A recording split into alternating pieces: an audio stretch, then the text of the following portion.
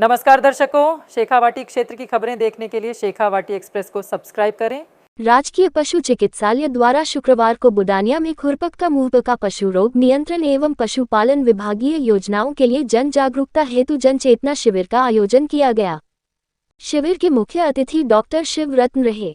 विशिष्ट अतिथि पूर्व उप प्रधान रणधीर सिंह बुडानिया, पूर्व सरपंच नागरमल, डॉक्टर रामजी लाल सैनी, भामाशाह रघुवीर सिंह, उप सरपंच दुलीचंद मेघवाल रहे। शिविर की अध्यक्षता बुडानिया सरपंच हनुमान सिंह ने की। सरपंच हनुमान सिंह ने बताया कि इस तरह के शिविर पशुओं के लिए बहुत लाभकारी होते हैं। भविष्य में ग्राम पंचायत ऐसे शिविर लगाने में मदद करती रहेगी। डॉक्टर शिव रत्न ने पशुओं में एफएमडी टीकाकरण के बारे में विस्तार से जानकारी दी। शिविर में पशुपालन विभाग की मोबाइल टीम ने पशुओं के प्री टीकाकरण सैंपल एकत्रित किए। डॉक्टर विकास काला ने बताया कि खुरपक्का मुंहपका रोग गाय, भैंस, भेड़, बकरी आदि पशुओं को प्रभावित करता है। ये विषाणुजनित, संक्रमित एवं छूत का रोग है। संक्रमित पशु के मुंह व खुरों में छाले एवं घाव हो जाते हैं। रोग प्रतिरोधक क्षमता कम होने के साथ दूध का उत्पादन कम हो जाता है, जिससे पशुपालक को अत्यधिक आर्थिक हानि होती है।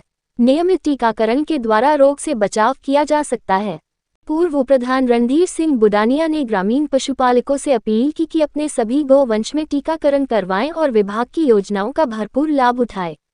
इस दौरान शिविर में डॉक्टर सुनील रैया, पशुधन सहायक विनोद कुमार पुनिया, जितेंद्र सिंह, राम सिंह सैनी, पूर्णमल सैनी, राजवीर नारनोलिया, अनिल मेघवाल, श्रीचंद मेघवाल, मक्खनलाल सैनी, राकेश कुमार, मंजीत कुमार, प्रवीण कुमार, मोहर सिंह सैनी सहित अन्य पशुपालक एवं ग्रामवासी मौजूद रहे।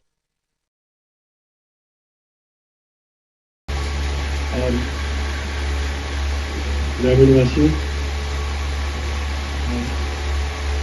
आज बहुत अच्छी बात है कि विकास जी ने यहाँ चेतना शिविर रखा है। देखो, हॉस्पिटल में तो हम जाते हैं मेडिसिन के लिए। मेडिसिन माना कि बीमारी के समय हमें मेडिसिन की जरूरत होती है, लेकिन बीमारी नहीं हो उसके लिए हम क्या उपाय करें। अब हालत यह है कि अपन ध्यान नहीं दे पाते, चाहे आदमी की बात हो चाहे पशुओं की बात हो, कि हमें क्या खान पान रखना चाहिए, कैसे मौसम में कैसे रहना चाहिए, क्या क्या सावधानियाँ बरतनी चाहिए। तो मैं स्पेशली पशुओं की बात करूँगा। जैसे कि आपको पता होगा कि अभी मुंहपका खुरपका जो बीमारी है, इसको कंट्रोल करने के लिए भारत सरकार ने प्रोग्राम चला रखा है। इसके लिए साल में पहले तो एक बार टीकाकरण होता था, अब लगभग संभव है कि साल में 2 बार इसका टीकाकरण होगा। कारण कि मुंहपका खुरपका इस तरह की बीमारी है, एक बार इसमें हो गई पशु में तो छोटा बच्चा तो मरेगा। गाय भैंस अगर हो गई तो वो 15-20 दिन तो दुख पाएगी, मरेगी तो नहीं वो, अगर उसको इलाज मिल जाए, लेकिन वो अबॉर्शन कर देगी या फिर वो खाएगी पिएगी नहीं, और अगली हीट उससे सहन नहीं होगी, अगली गर्मी उससे सहन नहीं होगी।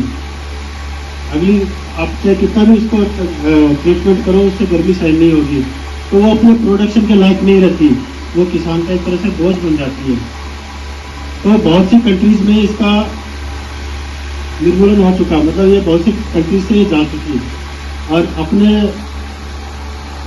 जो पूरे हिंदुस्तान में ये पिछले 10 सालों से प्रोग्राम चल रहा है। पहले तो ये आंशिक रूप से चला, कभी किसी स्टेट में कभी किसी स्टेट में, अब ये पूरे हिंदुस्तान में, पूरे भारतवर्ष में सारे स्टेट्स में चलता है ना। जैसे अपने हरियाणा, जो भी सारे स्टेट्स में एक साथ चल रहा है ये प्रोग्राम। तो इस पर सरकार बहुत बड़ी राशि खर्च करती है, बहुत सारे टीके उपलब्ध करवाती है, बहुत सारी इसको प्लानिंग करनी पड़ती है, बहुत सारा मैन पावर लोगों को डिप्यूट करती है। तो इतना सारा जो सरकार जो इतनी व्यवस्था करती है, हजारों करोड़ रुपए का इसमें मेडिसिन का और बहुत सारी चीजें करनी पड़ती है इसमें सारी चीजें।